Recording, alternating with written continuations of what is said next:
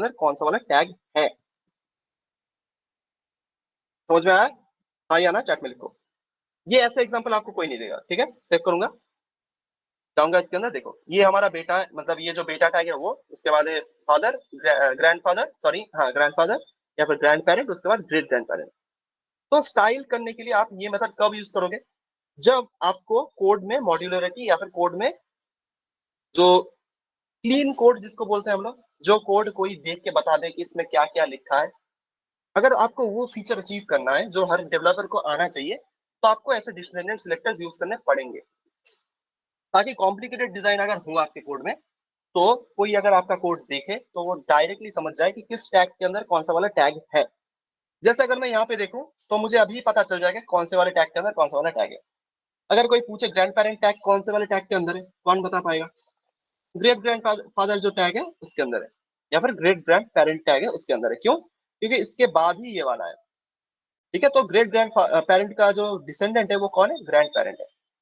इसी को हम लोग बोलते हैं डिसेंडेंट सिलेक्टर, ठीक है, जिसमें हम लोग सारे पेरेंट्स को मेंशन करते हैं समझने के लिए कि कौन सा वाला टैग कौन से वाले टैग के अंदर है, बस और कुछ नहीं। क्लियर है बात? हाँ या ना आंसर करो चैट में, ठीक है। ऑलराइट, नेक्स्ट हम लोग आगे बढ़ते हैं। फिर हमारे पास जो नेक्स्ट टैग है वो है, सॉरी सिलेक्टर है, वो है चाइल्ड सिलेक्टर। अभी चाइल्ड सिलेक्टर क्या है? चाइल्ड मतलब क्या है? बच्चा, ठीक है। बच्चा मतलब कैसे, मगर इसको अगर मैं सिंपली समझाना चाहूँ, चाइल्ड सिलेक्टर कैसे काम करता है। चाइल्ड सिलेक्टर जैसे यहाँ पे चाइल्ड इसके अंदर नाम है, ठीक है। फिर इसके काम में भी शायद चाइल्ड या फिर बच्चे का कोई काम होगा, ऑब्वियसली है, लेकिन वो थोड़ा मतलब उसको हम लोग थोड़ा अलग से समझेंगे। कैसे? सपोज सपोज आपके पास एक और डिफ टैग है। अच्छा ऐसे समझो, मैं यहाँ पे इसको कमेंट आउट कर देता हूँ, ठीक है, ताकि मेरा जो कोड है वो बॉदर ना करे मुझे आगे। कमेंट आउट कर दिया मैंने, सेव करूंगा, क्लीन हो गया मेरा कोड। ऑलराइट, अभी हम लोग HTML के अंदर कुछ बनाते हैं। क्या बनाएंगे देखो, हम लोग HTML के अंदर पहले क्या करेंगे, एक डिफ टैग बनाएंगे। इस डिफ टैग के अंदर मैं नाम देता हूँ, सपोज क्या नाम दूं, अह, कुछ भी देता हूँ। सपोज क्या करूँ, ग्रैंड पेरेंट ही नाम रखता हूँ, ठीक है। इस डिफ टैग के अंदर मैं एक H1 टैग बना रहा हूँ। इस डिफ टैग के अंदर मैं एक H1 टैग बना रहा हूँ, जिसका मैं नाम क्या दूंगा, सपोज इसका नाम मैं देता हूँ चाइल्ड, और इसका असली असली नाम मैं बताता हूँ, इसका नाम होगा डायरेक्ट चाइल्ड, ठीक है।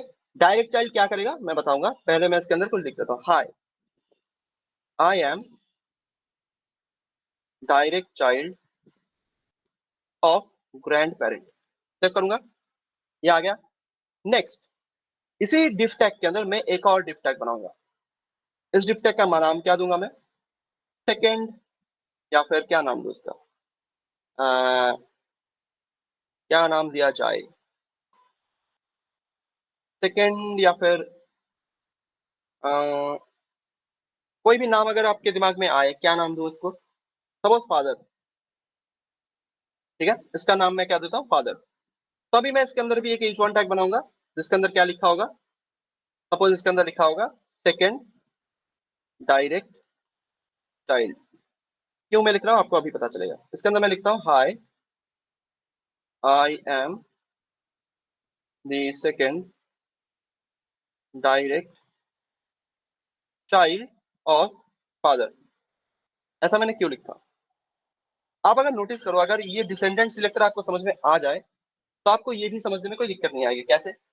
आप जस्ट ये सोचो, जो हमारे पास ग्रैंड पेरेंट है, उसका जो डायरेक्ट चाइल्ड है, डायरेक्ट चाइल्ड मतलब उसका जो डायरेक्ट, एक ही यहाँ पे बेटा दिख रहा है मुझे, ठीक है। डायरेक्ट चाइल्ड मतलब जो जो एकदम नेक्स्ट होता है हमारे टैग के अंदर, जो एकदम नेक्स्ट होता है, या फिर जो एकदम करीब होता है इस क्लास के, ऐसे समझो, जो यहाँ पे एकदम नेक्स्ट है हमारे टैग के अंदर या फिर डिफ टैग के अंदर। तो यहाँ पे अगर मैं बोलूं, जो ग्रैंड पेरेंट है यहाँ पे, उसका जो डायरेक्ट चाइल्ड है वो कौन है, ये डिफ टैग है या फिर ये H1 टैग है, कौन बता पाएगा? ग्रैंड पेरेंट टैग का जो डायरेक्ट चाइल्ड है वो कौन है, डिफ टैग या फिर हमारा जो H1 टैग है वो? बताओ। सब लोग यही बोलोगे कि H1 टैग है। क्यों? क्योंकि मैंने ऑलरेडी मेंशन करके रखा है ये एक डायरेक्ट चाइल्ड है। तो वैसे भी आप लोग समझ गए, बहुत बढ़िया। बट ये जो H1 टैग है, ये एक चीज नोटिस करो, ये ग्रैंड पेरेंट के अंदर कोई डिफ टैग मैंने नहीं बनाया, ये जस्ट ऐसे ही मैंने लिख दिया है। मैंने जस्ट एक डिफ बनाया ग्रैंड पेरेंट, उसके अंदर ऐसे ही H1 टैग मैंने लिख दिया है। क्यों? ताकि मैं आपको समझा पाऊं। मतलब यहाँ पे मैंने क्या यूज किया है, ये डायरेक्ट चाइल्ड का फॉर्मूला यूज कर रहा है। कैसे? अगर मैं सीएसएस में अभी जाऊं, देखो एक चीज नोटिस करो, मैं अगर इस ग्रैंड पेरेंट के अंदर जो H1 direct child H1 tag है, इसको अगर सपोज मैं कलर करना चाहता हूँ, तो मैं इस डिसेंडेंट फॉर्मूला अगर यूज करूँ ग्रैंड पेरेंट, ठीक है, उसके बाद अगर मैं डायरेक्ट लिखूं H1, ठीक है, यहाँ से मैं जस्ट इसको रिमूव कर दूं, क्लास को मैं रिमूव कर देता हूँ, ऐसे रहने देते हैं, कोई बात नहीं। मैं ग्रैंड पेरेंट लिख रहा हूँ, उसके बाद एक एलिमेंट सिलेक्टर यूज कर रहा हूँ, जो कि हमारे हमको पता है जिस टैग का नाम होता है उसी को यूज करते हैं। ये लिखने के बाद अगर मैं इस पे कलर अप्लाई करूं, मुझे क्या चाहिए, एक बार मैं पहले क्लियर कर दूं, मुझे क्या चाहिए, मुझे चाहिए ये जो ग्रैंड पेरेंट का डायरेक्ट चाइल्ड है, या फिर ये वाला जो H1 टैग है, बस यही कलर हो, कोई और टैग कलर ना हो। ग्रैंड पेरेंट का जो डायरेक्ट चाइल्ड है, बस वही कलर हो, कोई और कलर ना हो। तो हम लोग क्या करेंगे, अगर मैं डिसेंडेंट फॉर्मूला यूज करूं, ग्रैंड पेरेंट के बाद ही H1 टैग है, इसके अंदर अगर कलर मैं यूज करूं रेड, आप लोग एक चीज नोटिस करो, सेव करूंगा, तो डायरेक्ट चाइल्ड जो कलर हुआ बहुत बढ़िया, लेकिन उसके बाद भी जो H1 टैग था वो भी कलर हो गया है। ये क्या मुझे चाहिए था, हाँ या ना? ये क्या मुझे चाहिए था, हाँ या ना, बताओ। मैंने जैसे बोला जस्ट डायरेक्ट चाइल्ड को मुझे कलर करना है, मैंने H1 टैग लिखा, दो H1 टैग्स ही कलर हो गए, क्यों? या फिर मुझे क्या ये चाहिए था, हाँ या ना में बताओ, यस और नो।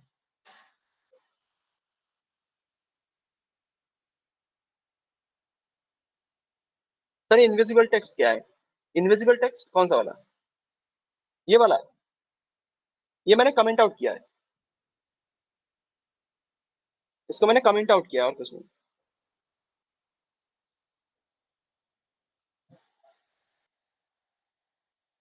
अतुल जी बोले समझ नहीं आया थोड़ा सा, ओके, फिर से बता देता हूँ। तो यहाँ पे मैं क्या बोल रहा हूँ, पहले ये समझो, मुझे क्या चाहिए, एक बार कोड देखो। कोड में क्या है, एक ग्रैंड पेरेंट नाम का डिफ टैग है, उसके अंदर एक H1 टैग डायरेक्टली मैंने लिख के रखा है, उसके बाद में ही मैं चाहता तो इस डिफ टैग के अंदर एक और डिफ टैग बना सकता था। फिर इस डिफ टैग के अंदर मैंने जस्ट H1 टैग ऐसे बाहर लिखा है, मैं जस्ट ऐसे लिख देता कि डिफ के अंदर एक और डिफ है, उसके अंदर एक H1 टैग है। ठीक है, मैंने ऐसे क्यों नहीं लिखा, ये आपके मन में क्वेश्चन अगर आए तो बहुत बढ़िया, बट ना आए तो मैं बता देता हूँ। मैं यहाँ पे चाइल्ड सिलेक्टर समझा रहा हूँ, तो चाइल्ड का मतलब होता है जिस टैग के बाद, यहाँ पे जो टैग मैं दिखा रहा हूँ ये एक डिफ टैग है, इसका जो डायरेक्ट चाइल्ड है, मतलब इसके बाद में ही जो टैग है वो कौन सा वाला टैग है। आप लोग देखो यहाँ पे H1 टैग है, आपने भी बोला था ये H1 टैग इसका डायरेक्ट चाइल्ड है। तो मुझे क्या चाहिए, मैं चाहता हूँ ये जो H1 टैग है मेरा, यहाँ पे क्लास में हटा देता हूँ एक सेकंड, मैं चाहता हूँ ये जो H1 टैग है, ठीक है, जस्ट मैं इस H1 टैग को स्टाइल करना चाहता हूँ। ठीक है, वो मैं कैसे करूंगा? आपके पास बहुत सारे मेथड्स ऑलरेडी पता होगा आपको, आईडी सिलेक्टर, क्लास सिलेक्टर, फिर एलिमेंट सिलेक्टर आप लोग यूज कर सकते हो। बट यहाँ पे मैं यूज कर रहा हूँ एक चाइल्ड सिलेक्टर, या फिर जिसको हम लोग थोड़ा बहुत डिसेंडेंट के साथ भी देख सकते हैं। तो चाइल्ड सिलेक्टर के अंदर आपको यूज करना पड़ेगा एक छोटा सा एक सिंबल, जो मैं बाद में दिखाऊंगा। पहले ये समझ लो, मुझे इस H1 टैग को ही कलर करना है, इसके बाद में जो H1 टैग है उसको मुझे कलर नहीं करना है। तो अगर मैं ऐसे लिखूं, डिसेंडेंट फॉर्मूला को अगर मैं यूज करूं, तो ग्रैंड पेरेंट के बाद जो डायरेक्ट चाइल्ड है वो कौन है, हमारा जो H1 टैग है वो। तो मैं अगर ऐसे लिख के इसको कलर प्रोवाइड करूंगा तो क्या होगा, आप लोग इसे नोटिस करो, मुझे ये वाला ही कलर चाहिए, मुझे ये वाला कलर नहीं चाहिए। लेकिन यहाँ पे आप लोग देखो कि दोनों टैग्स ही कलर हो गए हैं। ये हुआ ऐसा क्योंकि डिसेंडेंट सिलेक्टर में अगर कोई पेरेंट मैं लिख रहा हूँ, उसके बाद अगर मैं कोई टैग को सिलेक्ट कर रहा हूँ, तो उस पेरेंट के बाद मतलब जितने सारे टैग्स वैसे होंगे, वो सारे टैग्स ही कलर अडेप्ट कर लेंगे, जैसा मुझे यहाँ पे दिख रहा है। मैंने जस्ट इसे H1 लिखा है, तो इस ग्रैंड पेरेंट टैग के बाद जितने सारे H1 टैग्स होंगे, उतने सारे टैग्स में ये कलर अप्लाई हो जाएगा। अगर आपको ये नहीं चाहिए, मतलब आपको जस्ट डायरेक्ट चाइल्ड जो होगा उसको अगर जस्ट उसको कलर करना है, तो आप लोग क्या यूज करोगे, चाइल्ड सिलेक्टर यूज करोगे। कैसे? आप अगर यहाँ पे एक एरो लिखो, या फिर एक ग्रेटर देन सिंबल लिखो, ठीक है, लिखने के बाद अगर इसको आप सेव करो, ठीक है, ऐसे लिख के अगर आप इसको सेव करते हो, तो आप लोग एक चीज नोटिस करो, यहाँ पे मुझे जो चाहिए था वो मुझे अचीव हो गया है। मतलब मुझे जस्ट इस वाले टैग को ही कलर करना था, तो उस पे ही कलर अप्लाई हुआ है, उसके बाद जो टैग है उस पे कलर अप्लाई नहीं हुआ है। क्यों?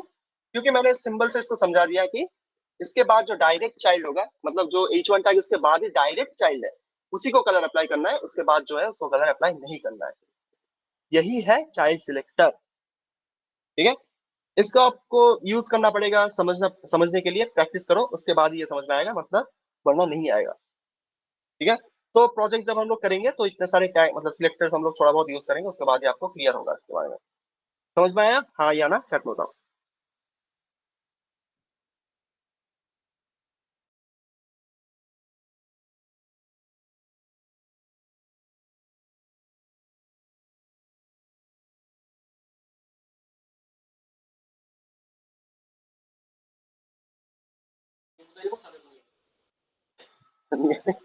तो क्लास क्लास है किस?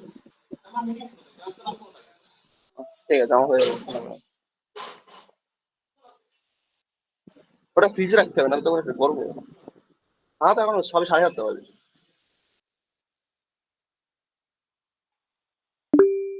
Okay sorry. तो समझ में आ गया? ठीक है, पहले आपको ये समझने के लिए प्रोजेक्ट्स बनाने पड़ेंगे, उसके बाद ही ये समझ में आएगा। जो मुझे पढ़ाना है वो मैंने पढ़ा दिया आपको, अगर ये यूज करना है तो आपको स्पेसिफिक यूज केस पहले समझना पड़ेगा, उसके बाद ही आप इसको यूज कर पाओगे। ठीक है, तो स्पेसिफिक यूज केस जब आपके सामने आएगा, जैसे मैंने एक एग्जांपल दिया, डायरेक्ट चाइल्ड को अगर आपको सिलेक्ट करके उसको कलर प्रोवाइड करना है, तभी आप लोग चाइल्ड सिलेक्टर यूज करोगे, वरना मत, मतलब वरना नहीं करोगे। ठीक है, फिर हम लोग आगे बढ़ते हैं। आज हम लोग कौन सा वाला टॉपिक पढ़ेंगे? आज हम लोग पढ़ेंगे बॉक्स मॉडल। बॉक्स मॉडल के अंदर सब कुछ हमने ऑलरेडी पढ़ लिया है? यस, बॉक्स मॉडल के अंदर हमने ऑलरेडी सब कुछ पढ़ लिया है, ये ऑलरेडी कंप्लीटेड है। ठीक है, बॉक्स मॉडल मतलब क्या है? बॉक्स मॉडल मतलब आप इस एग्जांपल को नोटिस करो, इसके अंदर आपको कौन सा वाला टॉपिक है जो अभी तक हमने पढ़ा नहीं है, एक बार देखो तो। हमने मार्जिन पढ़ लिया, बॉर्डर पढ़ लिया, पैडिंग हमने पढ़ लिया है, कंटेंट क्या होता है, कंटेंट वो मैं बताऊंगा, बट कंटेंट भी हमने देख लिया है। तो पैडिंग, बॉर्डर, मार्जिन, ये तीन और ये कंटेंट मिला के होता है एक बॉक्स मॉडल। बॉक्स का मतलब क्या होता है? बॉक्स का मतलब आप लोग जैसे समझते हो वही होता है बॉक्स। ठीक है, एक बक्सा। तो बॉक्स मॉडल अगर मैं सबसे आगे आपसे पूछूं, मार्जिन, पैडिंग और बॉर्डर ये हमने पढ़ा है कि नहीं, हाँ या ना? पढ़ा है, हाँ या ना? बताओ, लिखो चैट में।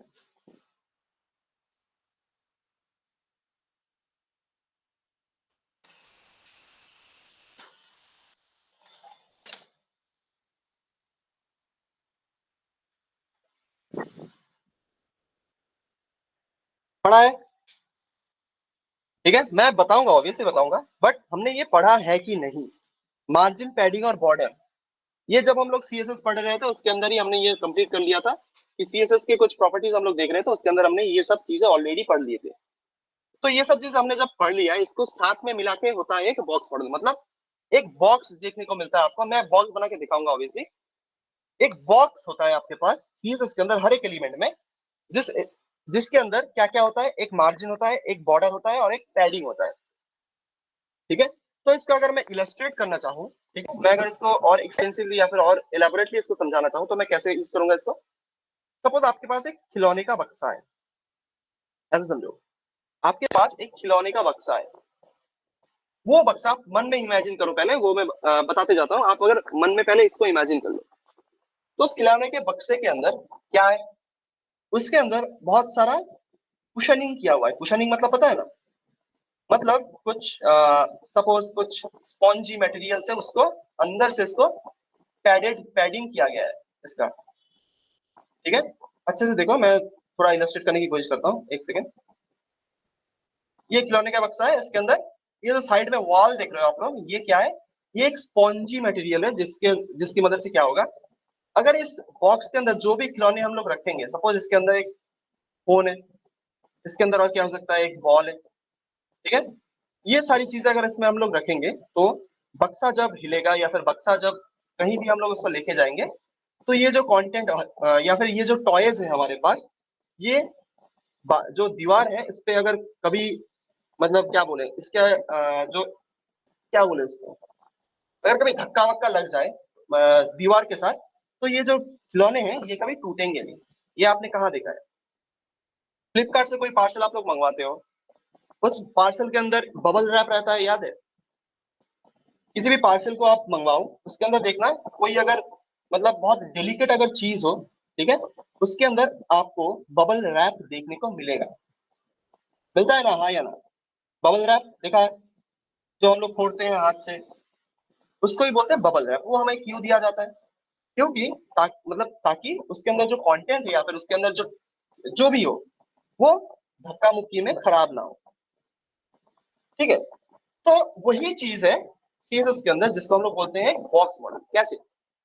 हर एक बॉक्स के अंदर, जैसे मैंने बताया, एक दीवार होगी, ठीक है। ये दीवार क्या है? ये एक बॉर्डर है। उसके अंदर एक पैडिंग रहेगा, जो मैंने बताया एक बबल रैप की तरह है, या फिर स्पॉन्जी मटेरियल रहेगा, जिसकी मदद से क्या होगा, कंटेंट जो होगा और जो दीवार होगा उसके अंदर थोड़ा गैप रहेगा, ठीक है। और मार्जिन क्या होगा? मार्जिन क्या, सिंपली मैं बता दूं, मार्जिन होता है अगर आपके पास दो बक्से हैं, ठीक है, ये दोनों बक्सों में जो ये छोटा सा डिफरेंस है या फिर छोटा सा जो गैप आपको दिख रहा है, इतना सारा गैप है, ये जो गैप है ये होता है मार्जिन, ठीक है। फिर इसके बाहर का जो लेयर है, ये वाला जो लेयर आपको दिख रहा है जो एकदम बाहर की तरफ है, इसको हम लोग क्या बोलते हैं? इसको हम लोग बोलते हैं बॉर्डर। और अंदर का जो मटेरियल मैंने बताया, सॉफ्ट मटेरियल है फिर बबल रैप, वो क्या है? वो होता है एक पैडिंग। तो इसको हम लोग बनाते हैं, चलिए, ठीक है। एक बॉक्स बनाऊंगा, अच्छे से देखना। तो मैं क्या करता हूँ, यहाँ पे सब कुछ रिमूव करता हूँ, और यहाँ पे इसको भी मैं रिमूव करके एक बॉक्स बनाने की कोशिश करता हूँ। तो एक डिव टैग मैंने बनाया। हर एक बॉक्स डिव से ही आप लोग बनाओगे, ये मेरी गारंटी है।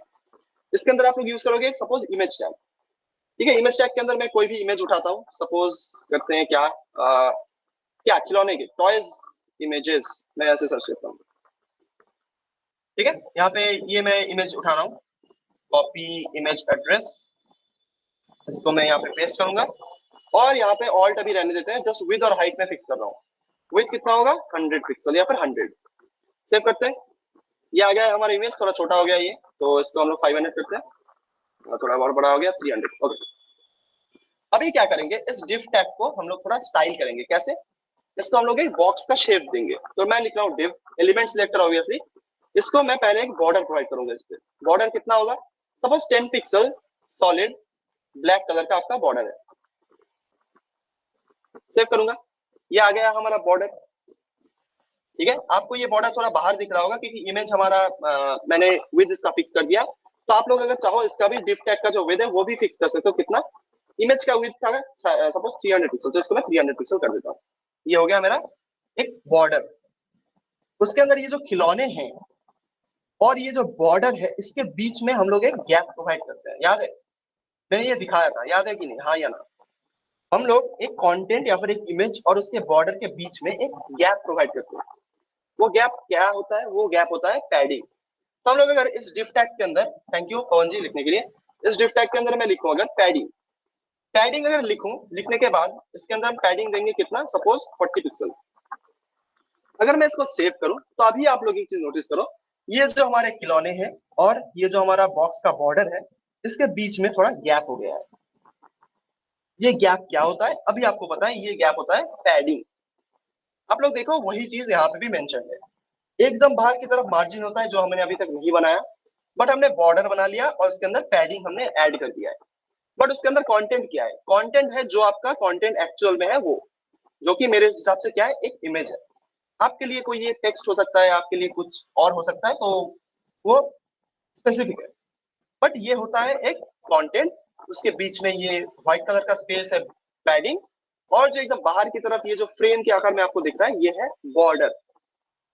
फिर हमारा मार्जिन क्या हुआ? अगर हम लोग इसी डिव टैग को एक और बार रेप्लिकेट करें, ठीक है, सेव करूंगा। आप लोग एक चीज अभी नोटिस करो, ये जो मैंने डिव टैग्स बनाए, दो बॉक्स मैंने बनाया है, इसके बीच में कोई गैप नहीं है। दिख रहा है गैप? अच्छे से देखो, मैं थोड़ा जूम इन भी कर लेता हूँ, सॉरी इसको नहीं, इसको। ये जो दो बॉक्स मैंने बनाए हैं, बॉक्सेस, इन दोनों के बीच में कोई गैप है, हाँ या ना बताओ? है कोई गैप? अच्छे से देखो और बताओ मुझे, है कोई गैप? नहीं है। क्यों नहीं है?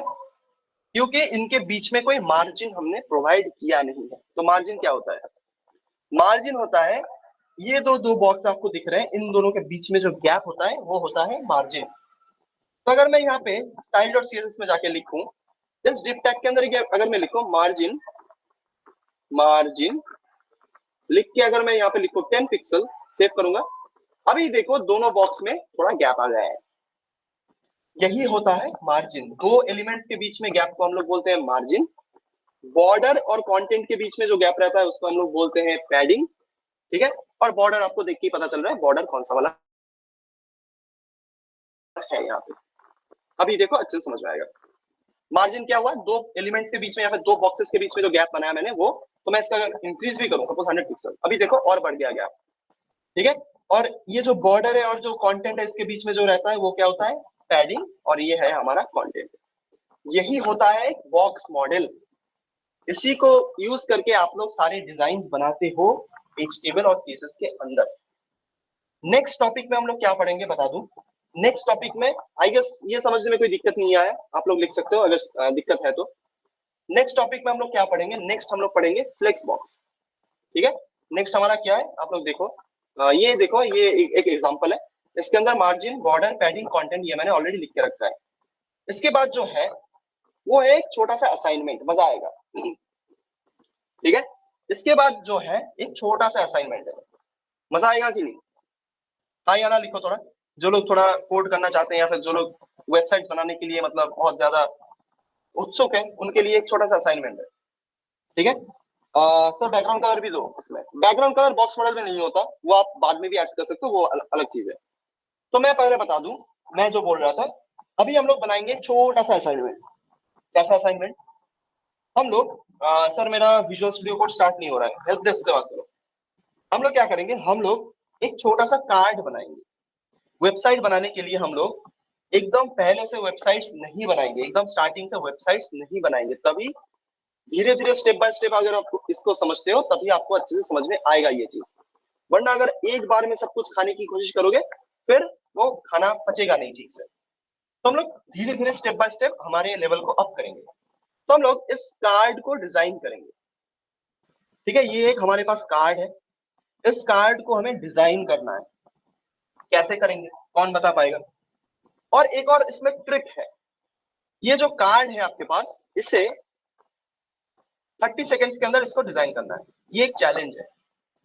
ये जो कार्ड है आपके पास, ये मैं नॉर्मल सीएसएस से बनाऊंगा पहले, फिर इसको 30 सेकंड में कैसे बनाना है वो भी दिखाऊंगा, ठीक है। इसको पहले हम लोग नॉर्मल सीएसएस यूज करके बनाएंगे, फिर इसको 30 सेकंड जो मैंने टाइमर दिया है उसको यूज करके बनाएंगे। कैसे बनाऊंगा मैं, देखें, हाँ या ना, रेडी हो एवरीबॉडी, हाइप या फिर एक्साइटेड और नॉट, मुझे बताओ एक बार, ठीक है। पहले मैं इसको नॉर्मली सीएसएस के मदद से बनाऊंगा और नेक्स्ट इसी को मैं 30 सेकंड्स के अंदर बनाऊंगा। कैसे, चलिए देखते हैं। तो इसको पहले मैं नॉर्मल टाइम लेके सीएसएस की मदद से बनाता हूँ, ठीक है। अच्छे से देखना, बन जाएगा 30 सेकंड में सर, ऑब्वियसली बन जाएगा। देखो यहाँ पे मैं सब कुछ डिलीट कर रहा हूँ, ठीक है। मैं यहाँ पे क्या करता हूँ, एक डिफ टैग ऐड करता हूँ, ठीक है। डिफ टैग हमारा क्या रहेगा पहले बता दूं, आप अगर कोई डिजाइन आप लोग अगर बना रहे हो, पहले आपको सोचना पड़ेगा बाहर से। सब लोग क्या करते हैं, पहले अंदर का चीज बना लेते हैं, उसके बाद बाहर का नहीं सोच पाते थे। तो डिजाइन लैंग्वेज आपको पहले समझना पड़ेगा कि डिजाइन शुरू कहाँ से होता है। हमेशा एचटीएमएल अगर आप लोग कोड कर रहे हो, पहले आपको बाहर का जो सेक्शन है वो बनाना पड़ेगा। यहाँ पे बाहर का देखो एक बार, बाहर मेरा सिर्फ एक बॉर्डर है, ये जो लाइन आपको दिख रहा है ये एक बॉर्डर है, ठीक है। तो मुझे क्या करना पड़ेगा, मैं एक डिफ टैग बनाऊंगा जिसपे ये बॉर्डर रहेगा। चलिए बनाते हैं। तो मैं यहाँ पे क्या करता हूँ, डिफ टैग के अंदर मैं यहाँ पे क्लास लिखता हूँ बॉर्डर, तो बॉर्डर नाम का ही क्लास बनाऊंगा मैं, ठीक है।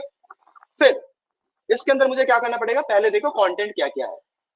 पहले हमने बाहर का सोच लिया, गुड। फिर हमें अंदर का सोचना है। अभी हमारे पास एक इमेज है, दो टेक्स्ट है और एक बटन।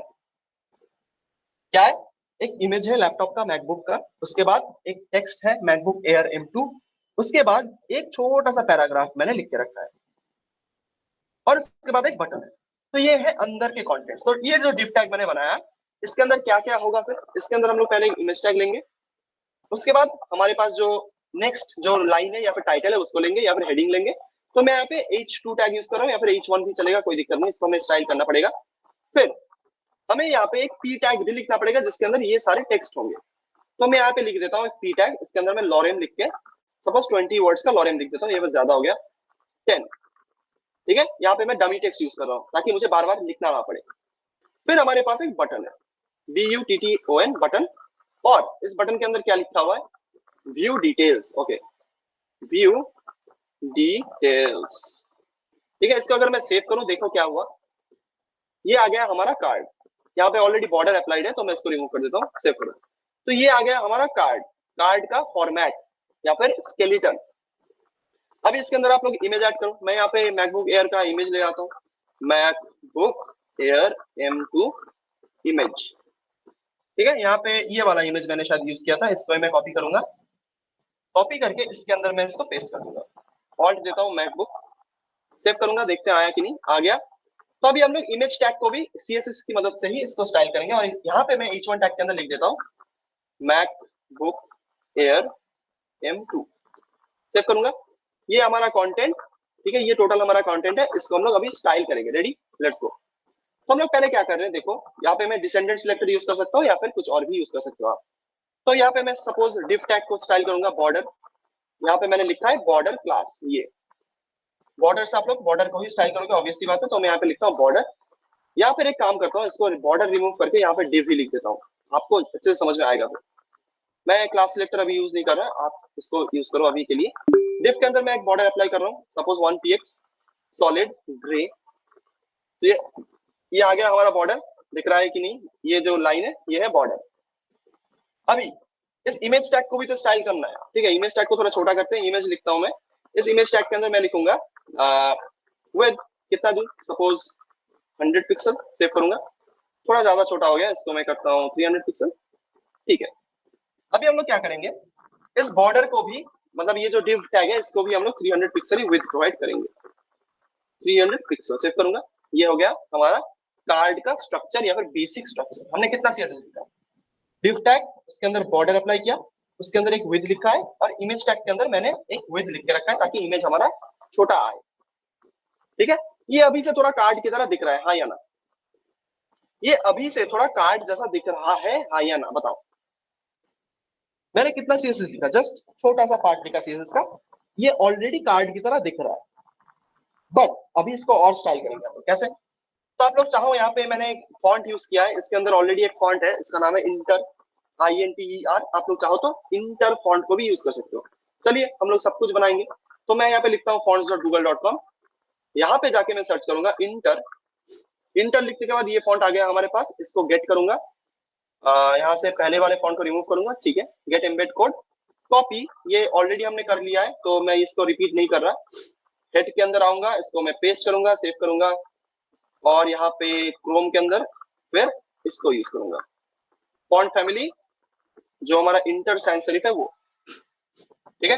कॉपी किया मैंने, फिर style.css, इसके अंदर जाके मैं चाहूँ तो बॉडी पे भी अप्लाई कर सकता हूँ फॉन्ट मेरा, तो सारे टैग्स में ही अप्लाई हो जाएगा, या फिर आप यूनिवर्सल टैग भी यूज कर सकते हो। मैं यहाँ पे यूनिवर्सल यूज कर रहा हूँ, ठीक है, समझाने में अच्छा होगा।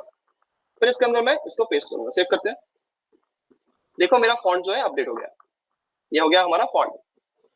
अभी हम लोग क्या करेंगे, इस कार्ड को थोड़ा बॉर्डर इसका राउंडेड करेंगे, और इसके अंदर थोड़ा कंटेंट में कुछ चीजें ऐड करेंगे पहले, ठीक है। तो हम लोग क्या करेंगे, पहले क्या देखते हैं, डिव टैग के अंदर मैं ऐड कर रहा हूँ थोड़ा पैडिंग, सपोज कितना 5 पिक्सल, सेव करते हैं।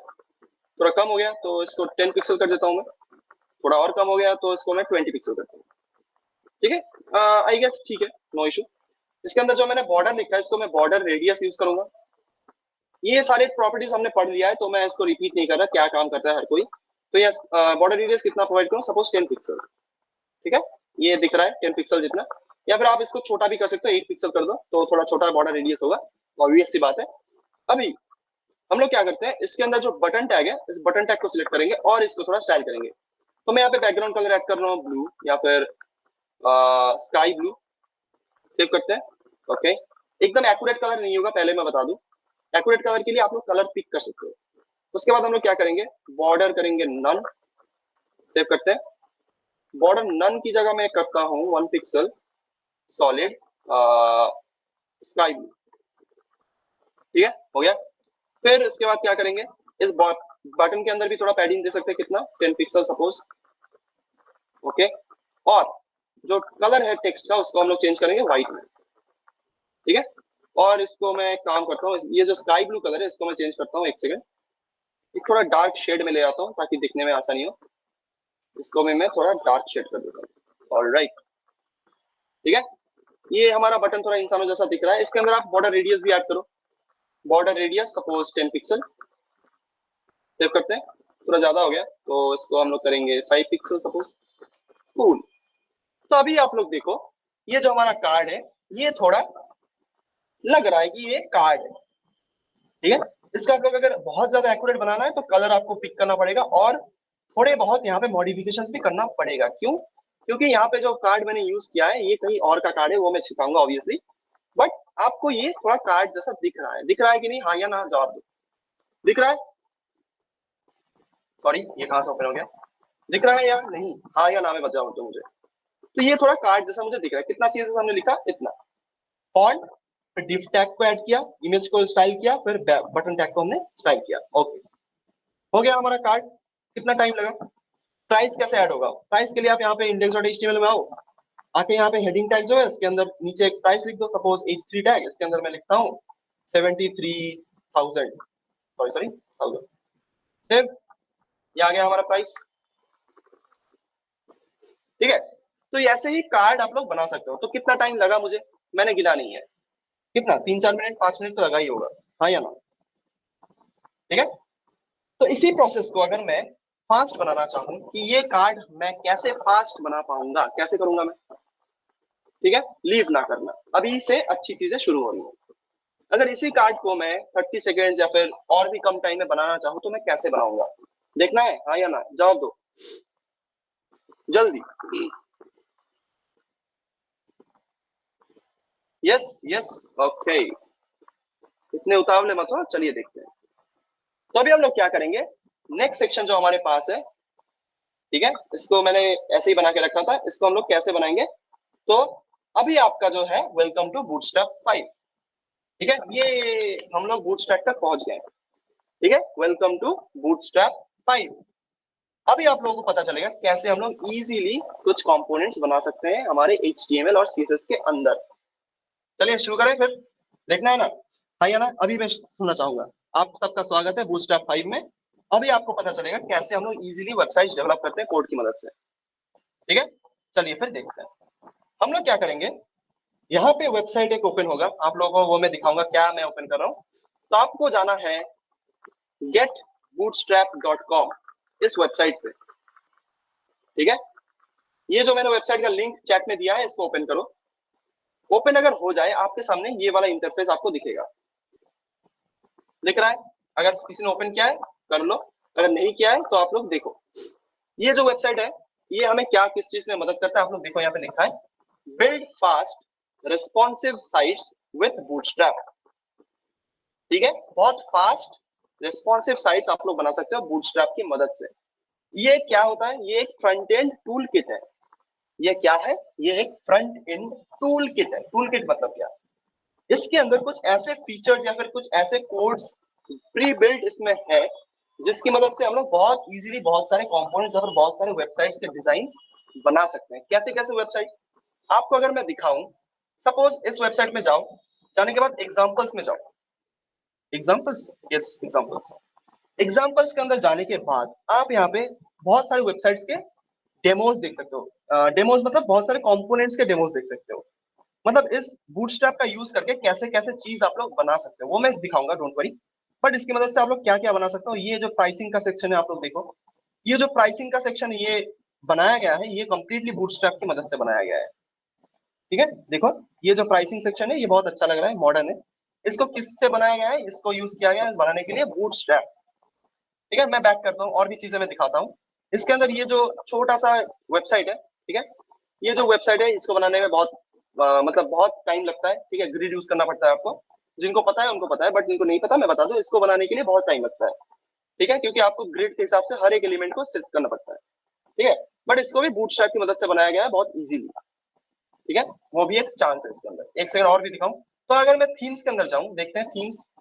तो यहाँ पे आप लोग वेबसाइट्स के डेमोज देख सकते हो, मतलब कैसे कैसे वेबसाइट्स बनते हैं बूटस्ट्रैप की मदद से। तो अगर मैं यहाँ पे जाऊं, सपोज ये जो फ्रेश कार्ट नाम का ई कॉमर्स वेबसाइट है, इसको अगर मैं लाइव प्रीव्यू करूं, आप लोग देखोगे बूटस्ट्रैप की मदद से कैसे वेबसाइट्स आप बना सकते हो। जैसे ये वाला वेबसाइट, इसको आप थोड़ा स्क्रॉल करो, बहुत ही अच्छा, बहुत ही मॉडर्न है, ठीक है। इसको किसकी मदद से बनाया गया है? ये बूटस्ट्रैप यूज करके बनाया गया है, सारा जो डिजाइन है इसके अंदर बूटस्ट्रैप का ही है। तो आप लोग ऐसे ऐसे वेबसाइट्स बहुत इजीली कोड की मदद से ही बना पाओगे बूटस्ट्रैप का यूज करके। कैसे? चलिए फिर उस स्टेप में आगे बढ़ते हैं। हम लोग यूज करेंगे बूटस्ट्रैप का जो 5th वर्जन है वो वाला, एकदम लेटेस्ट। आप लोग चाहो तो ओल्ड वर्जन भी यूज कर सकते हो, बट मैं रिकमेंड नहीं करूंगा। तो इस वेबसाइट पे लैंड होने के बाद आप थोड़ा स्क्रॉल करोगे डाउन, ठीक है, स्क्रॉल डाउन करोगे। स्क्रॉल डाउन करने के बाद आपको दिखेगा इंक्लूड वाया सीडीएन का ऑप्शन दिख रहा है।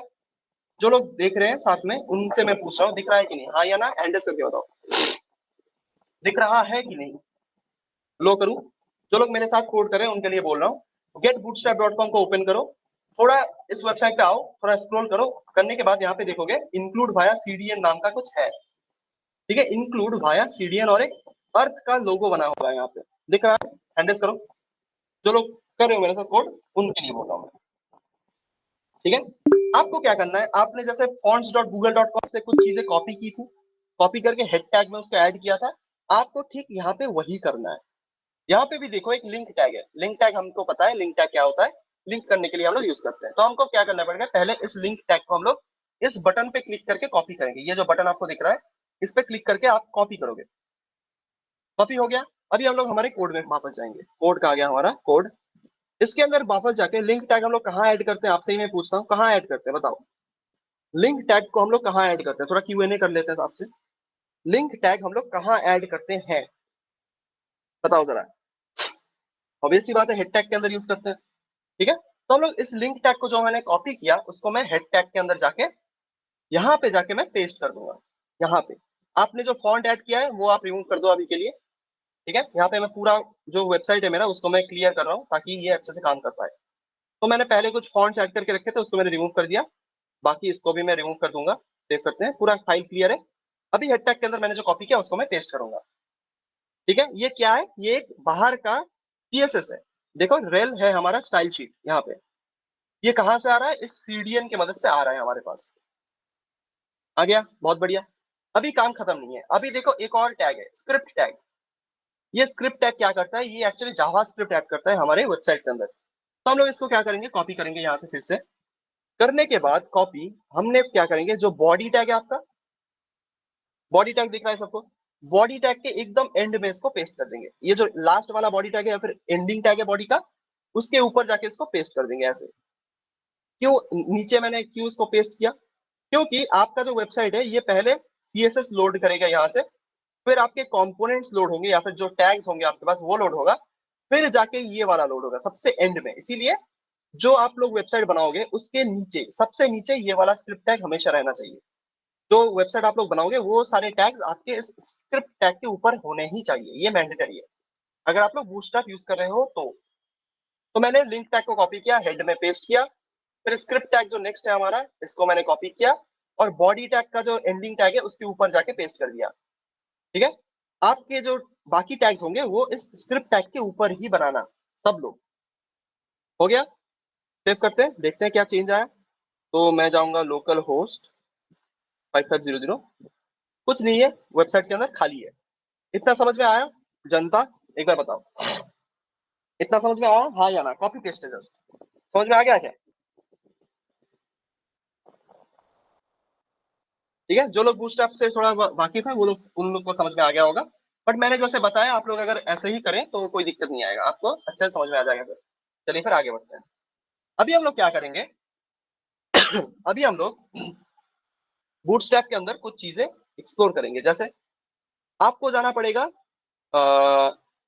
आपको कहीं जाना नहीं है, एक सेकंड देखो, आपको जो ऊपर सर्च बार दिख रहा है इस सर्च बार को ओपन करो, ठीक है। यहाँ पे सर्च करना है, कुछ क्या सर्च करेंगे हम लोग? यहाँ पे लिखेंगे कार्ड, ठीक है। यहाँ पे क्या लिखेंगे हम लोग? लिखेंगे कार्ड। कार्ड लिखने के बाद आपको एक छोटा सा एग्जांपल दिख रहा होगा जहाँ पे लिखा होगा कार्ड, इस पे क्लिक करो, ठीक है। आई गेस यही वाला है। आ गया कार्ड, क्या? एक सेकंड, कार्ड लिखने से अभी नहीं आता क्या? पहले तो आता था कार्ड, या फिर कार्ड्स, कार्ड्स नहीं है क्या? एक सेकंड, फिर एक और मेथड बताता हूँ, देखो। आपको जाना है डॉक्स के अंदर, यहाँ पे देखो डॉक्स नाम का कुछ लिखा है, ठीक है, यहाँ पे डॉक्स पे क्लिक कर सकते हो, या फिर रीड द डॉक्स पे भी क्लिक कर सकते हो, कोई बात नहीं, मैं यहाँ पे डॉक्स पे ही क्लिक करता हूँ। डॉक्स पे क्लिक करने के बाद आपके सामने बहुत सारा, मतलब बहुत सारी चीजें आ रही होंगी, बट इसमें से आपको फाइंड आउट करना है कहाँ पे, इस साइड बार में आपको फाइंड आउट करना है कहाँ पे कार्ड लिखा है। ये यहाँ पे देखो एक कार्ड नाम का कंपोनेंट है, कंपोनेंट्स के अंदर यहाँ पे लिखा है कार्ड। कार्ड पे क्लिक करो। कार्ड पे क्लिक करने के बाद आप थोड़ा नीचे स्क्रॉल करोगे तो आपके सामने कुछ एग्जांपल्स दिखेंगे, जैसे ये वाला एग्जांपल। हम लोग अगर इस एग्जांपल को कॉपी करें, या फिर इसका जो कोड है इसके नीचे ही दिया हुआ होगा, इसको आप लोग अगर यहाँ से कॉपी करोगे, ठीक है, या फिर यहाँ से भी सिलेक्ट करके इसको कॉपी कर सकते हो। कॉपी करने के बाद अगर आपकी वेबसाइट में आओगे, आने के बाद इस स्क्रिप्ट टैग के ऊपर इसको अगर आप पेस्ट करते हो, जैसे मैंने यहाँ पे कर दिया है, सेव करूंगा, फिर मेरे वेबसाइट में मैं वापस जाऊंगा, आपके वेबसाइट में ऐसा एक कार्ड देखने को मिलेगा। तो मैंने क्या किया, पहले मैंने पहले इस बूटस्ट्रैप को इंस्टॉल किया या फिर लिंक किया मेरे HTML के साथ। उसके बाद मैंने हॉवर किया, या फिर मैं गया इस डॉक्स के अंदर, डॉक्स में जाऊंगा, थोड़ा स्क्रॉल करूंगा, करने के बाद आपको फाइंड आउट करना है कहाँ पे कार्ड लिखा है, कार्ड, CARD, कार्ड। इसको मैं क्लिक करूंगा, करने के बाद आपके सामने ये छोटा सा कार्ड आ जाएगा, या फिर और भी बहुत सारे एग्जांपल्स आपको देखने को मिलेंगे कोड के साथ। आपको